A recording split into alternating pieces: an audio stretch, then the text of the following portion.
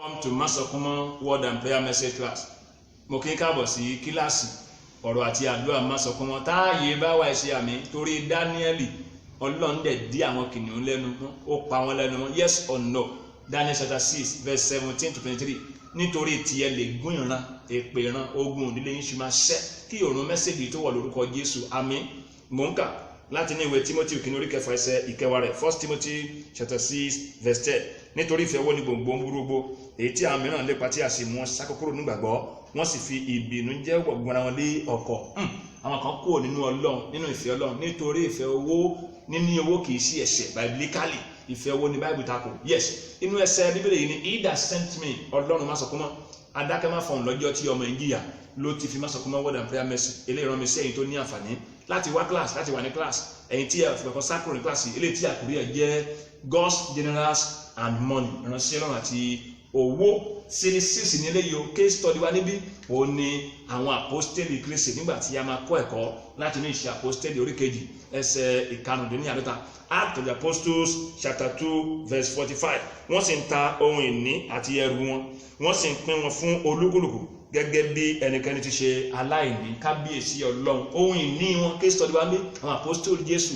ohun tí wọ́n ní dúkìá wọ́n dẹ̀ lútà nítorí kí wọ́n lè ṣe ìpín fúnni fún àwọn ènìyàn kí làṣírí ibẹ̀ yẹn ṣé ẹ̀bùn Ọlọ́run ní fífúnni fún wọn ni àbí ẹ̀kọ́ Jésù tí wọ́n gbà náà pé givers will never lack pé ẹni tó bá fi fún ni a máa fi fún gbogbo ẹ̀ náà la máa rí nínú series 6 yìí yes ìránṣẹ́ Ọlọ́run láti rí owó láti jẹun series 5 mo ní nípasẹ̀ giving láì bèrè kan fi fún ìbéèrè wa pọ̀ àti àwọn nǹkan míì ni mo sọ pé ní series 6 yìí mo fẹ́ dáhùn ìbéèrè méjì mo dẹ̀ fẹ́ mú ìmọ̀ràn kan wá kó wá jẹ́ openly counsel kó jẹ́ ìmọ̀ràn gbangba làṣáta kó lè jẹ́ àǹfààní fún gbogbo ènìyàn series yìí mo fẹ́ dáhùn ìbéèrè méjì ìwé aláwo sọ pé méjìlá wo ni bí ò jẹ́ yìnyín ajẹ́ ìbú máa dáhùn ìbéèrè méjì máa dẹ̀ gba ìmọ̀ràn kan ìkíní question rèé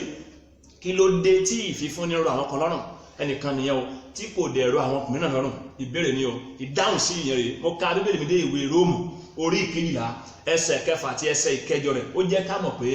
ìfífúnni jẹ́ ìkan nínú ẹ̀bùn Ọlọ́run tó ń fi fún àwọn ènìyàn àwọn tó bá fi fún wọn ti ní nìyẹn o tábàdà sọ nípa ẹ̀bùn Ọlọ́run yìí pé ìfífúnni jẹ́ ẹ̀bùn yìí a jẹ́ pé at any time ló máa rọ ẹni tí a fún ní ẹ̀bùn yìí lọ́rùn láti lè ṣe ìfífúnni one number two kò wá sí tí ẹni yìí ò ní lè fi fún àwọn ènìyàn abájọ àwọn apostoli bíi kábíyèsí Ọlọ́run ìyẹn ni ìdáhùn sí ìbéèrè kìíní o kẹrí àwọn tí a fi fún ní ẹ̀bùn yìí pé a fún wọn lẹ́bùn ìfífúnni yìí mo kíyèsí nígbà tí mo ṣe personal research àwọn kan wà tó yẹ pé arúgbó ni wọ́n àwọn God's general sì ń gbádùn wọ́n sì ń fèlì wọn ṣiṣẹ́ mọ́ wọ́n dẹ̀ sì ń ṣe ìfífúnni fáwọn òǹṣẹ́ Ọlọ́run àti fáwọn ẹlòmíì tí ìṣòǹṣẹ́ Ọlọ́run àwọn kan àti jẹ́ pé ọ̀dọ́ òbí sì ń bọ́ wọn ni bọ̀ síbẹ̀ náà ni wọ́n ṣe ń fi wọn pé they are givers àwọn kan lè wọn níṣẹ́ gidi lọ́wọ́ ṣùgbọ́n ní àìní wọn náà àìníṣẹ́ gidi lọ́wọ́ yìí náà wọ́n sì ń ṣe ìfífúnni kí ló àṣírí àwọn eléyìí mo ṣe research mo ní láti rí pé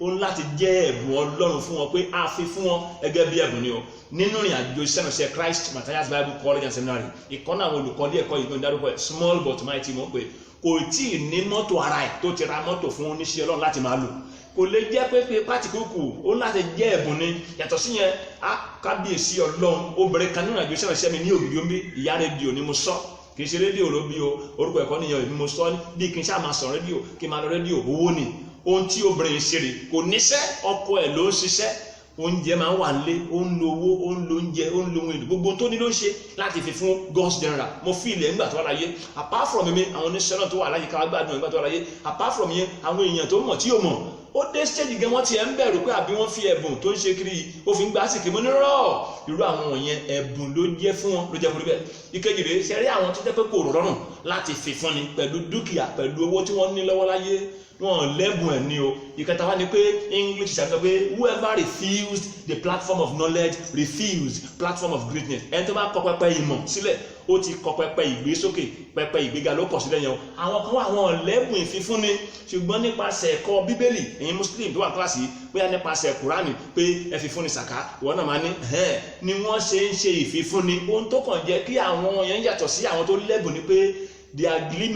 limited in giving ó lójú tí wọ́n lè fún yàn àwọn tá a fún lẹ́bùn ẹ̀ kò sí tí wọ́n lè fi fún ni ṣùgbọ́n àwọn tá a fún lẹ́bùn ẹ̀ tẹ́pẹ́ ẹ̀kọ́ nọ́gbà yìí ó lójú tán lè fún yàn ni o ṣùgbọ́n wọ́n á máa fi fún ni o kábíyèsí Ọlọ́run. question 1 nìyẹn o mo sọ pé series 6 2 questions 1 concept. question kejì ẹni yìí sọ pé ó ń ṣẹlọ ni o ó ní ṣé a lè sọ pé ìfifúnni rọ obìnrin lọ́rùn obìnrin wo kí ló dé ó lóun ló ra mọ́tò tóun lò fi ṣẹ́nàṣẹ́ tóun fi ń ṣẹṣẹ́ ni òun ló ra fún ọ pọ́mọ méjì táwọn bí láyé obìnrin ló fi wọ́n sí boarding school ń tọ́jú wọn lọ pé nínú ilé wọn lòun wà as pastor sí ọmọ yìí pé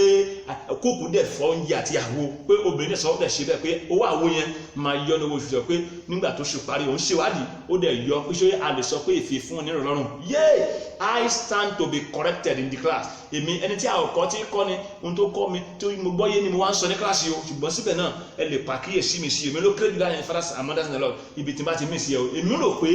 ìwé aláwòye mi ni ẹni tí ó ṣe bí àtẹ́káyìn èèyàn ní òsì rárá obìnrin yẹn ní ìfifúnni mọ́tò ọmọ méjì ní skul kábíyèsí Ọlọ́run olójú ẹni tó lè ṣe tí ìbáṣẹ́ mi kò ní lọ́rùn èyí tí mo wá rò kó ṣe kó yọ owó yẹn ó ní láti jẹ́ disciplinarian àwọn tí ayé rò kàn wíkẹ́ ṣùgbọ́n jẹ́ pé wọ́n wà discipline ni o mo mú obìnrin kan ó lè yọ ojú ẹ̀ fún yìí báyìí ní ẹ̀rọ tèmi ó lè yọ ojú ẹ̀ àmọ́ ṣùgbọ́n bọ̀ ṣá change ẹ̀ kò sí ẹ lọ́wọ́ rẹ níṣẹ́ ó wá lọ́rọ̀ pé ó gbọ́n òkó lẹ̀ wàá rò pé wicked person wàá rò pé òróró wàá rò pé àwọn ni àbí ó wá lọ jẹ́ lówó ọ̀yà alágbàṣe tó jẹ́ pé ibi tó ti ń ṣe tiẹ̀ bí ẹni pé ó tẹ ọ̀ká nínú mọ́lẹ̀ ni o kábíyèsí Ọlọ́run ìbéèrè méjì nìyẹn o open counsel ìmọ̀ràn kan tó kù tí mo sọ pé 2 questions 1 counsel kábíyèsí Ọlọ́run ìwé aláwòye mo sọ pé àbá ní di òótọ́ ojú ni kì í jẹ́ kí á da o ìmọ̀ràn ni o ẹ̀sà tí ẹ bá quit nínú ministry nítorí ipò tí ẹbí wà ń tẹ́lẹ̀ àkọjá kò sí táì kò sọ̀rẹ́ kò sówó ẹbí àwọn ọmọ ọgbọ́n ìyàwó tí ń ya tiẹ̀ náà ẹ jẹ́ pé ẹ wà divinely called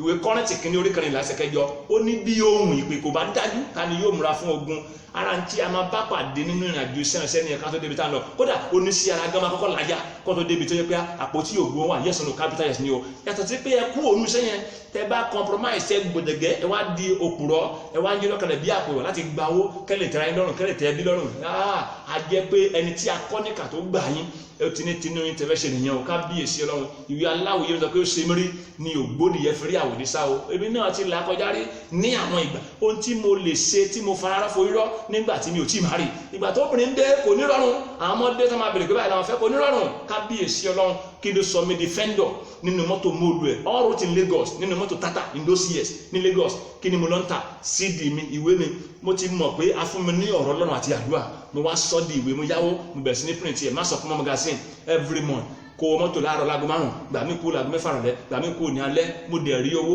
láti gbọ́ bùkátà ní àsìkò yìí kò tí ì sí owó from CNBC ń bo owó wo kò tí ì sí ìrànlọ́wọ́ ìdásí látọ̀dọ̀ ẹnikẹ́ni ò kábíyèsí Ọlọ́run ìgbà ní kọ́ni bá ti lò mú o ẹ̀sà ẹ bẹ ìyàwó àtàwọn ọmọ yín sà ẹ bá wọn sọ̀rọ̀ pé kàn dúró díẹ̀ sí o torí pé láìpẹ́ lẹ́yìn náà ó máa padà di testimony o English ṣàfihàn sọ pé God does not promise to take you over but to take you through a máa là kọjá ká tó débi tí a ń lọ to God be the glory today ẹ̀bùn tó fìyà jẹ Joseph níjọ́sí òun náà ló padà gbé Joseph débi tó ga o ebi ò pa mí báyìí ṣùgbọ́n mi ò kàn tí yóò ní o òní wọn dájú àná lọ inú iṣẹ́ yìí náà ni o kábíyèsí Ọlọ́run yàrá kan wà tá à ń sùn níbi o táwọn lè lè wá kó bẹ kábíyèsí Ọlọ́run nínú iṣẹ́ yìí náà ni o àní graduate o kábíyèsí Ọlọ́run nínú iṣẹ́ yìí náà ni o àti fẹ́yàwó fún ọmọ kábíyèsí Ọlọ́run ìwọ lògbó yẹ o ṣe ní sísèré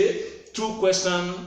1 counsel ẹ jẹ́ kí n filẹ̀ ohun tí mo rí sí ń sà ní pé 21:13 ló máa gbẹ̀yìn ọ̀rọ̀ yín o ẹ bá ìyàwó yín sọ̀rọ̀ ẹbẹ̀ wọn àtàwọn ọmọ kan ṣe sùúrù díẹ̀ sẹ́yìn náà ẹ dó díẹ̀ sí o kí ló wà bẹ́ẹ̀ yóò sì padà di ẹ̀rí fún yín jẹ́ ìfilẹ̀ bẹ́ẹ̀ pẹ̀lú àwọn kò tí mo ń wòye o kí n lọ gbàdúrà o táàyè bá wà ẹ ṣe àmì orí ọ̀fẹ́ tí èèyàn fi ń dúró nígbà tí kò dùn nígbà tí kò rọrùn títí tí èèyàn fi máa di ògo gbogbo ẹ̀yin God's general gbogbo èèyàn mọ kíláàsì yìí ìdá sent me Ọlọ́run máa sọ fún mọ́ àyàndá ìfún yín kí òun mẹ́sẹ̀gì tó wọ̀ lórúkọ Jésù àmì gbogbo ẹ̀yin tí kò rọ̀ lọ́rùn láti fi fúnni kí òun mẹ́sẹ̀gì òun ọjọ́ òní tó wọ̀ Ọlọ́run máa bá yín pàdé finally gbogbo ẹ̀yin tó rọ̀ lọ́rùn láti fi fúnni nítorí pé ó jẹ́ ẹ̀bùn yín kò ní sún yín lórúkọ Jésù àmín bí Ọlọ́run bá bùkún fún ẹni mẹ́sẹ̀gì yìí ẹ jẹ́ blesser fún ẹlòmíràn ṣe Apostle 6:4 ọ̀rọ̀ Ọlọ́run àti àdúrà lára wa kò lè ṣe tẹ́nikẹ́ni wá tì ẹ lọ sí Masokumo TV lórí YouTube ẹ subscribe mẹ́sẹ̀gì wa kún mẹ́ God bless you sir God bless you ma BA